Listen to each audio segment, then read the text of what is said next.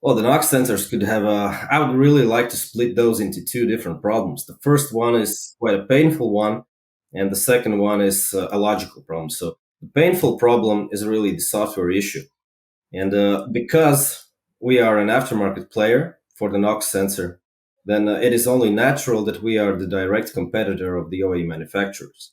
And the OE manufacturers are also the ones who design the software that is used inside the NOx sensor because it's considered one of the smart sensors. So that means the NOx sensor is quite an advanced component. It is not your just rudimentary sensor. And that requires a specific software, which is specific not only between different manufacturers, but also between different models with the same manufacturer. And the way how the aftermarket works with these sensors is that they are developed using what's called reverse engineering. So that is taking an existing NOx sensor, plugging that to the truck, and listening to the communication. And then from the communication that you have listened to, you are trying to replicate the software which is causing this communication to happen. And the first aftermarket NOx sensors were not really good at this job. And another issue was that over time, as the aftermarket NOx sensor business grew, then the OEM started to find ways how to actually win back some of that market share.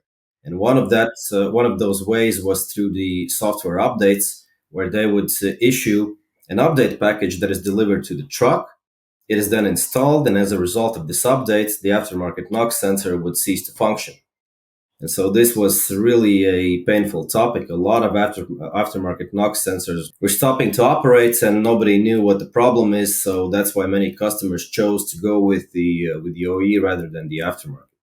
And the second issue, of course, is the maintenance topic. And because of the importance of preventative maintenance, especially with the mechatronics, then we know that all kinds of issues that can happen with the engine, that can happen with the after treatment system, all of that has an effect on the NOx sensor. And it just so happens that the NOx sensor is one of the most fragile components inside the after treatment system, so it will be the first one that will feel the direct effect of these issues that could be caused by lack of preventative maintenance. Yeah, that makes sense.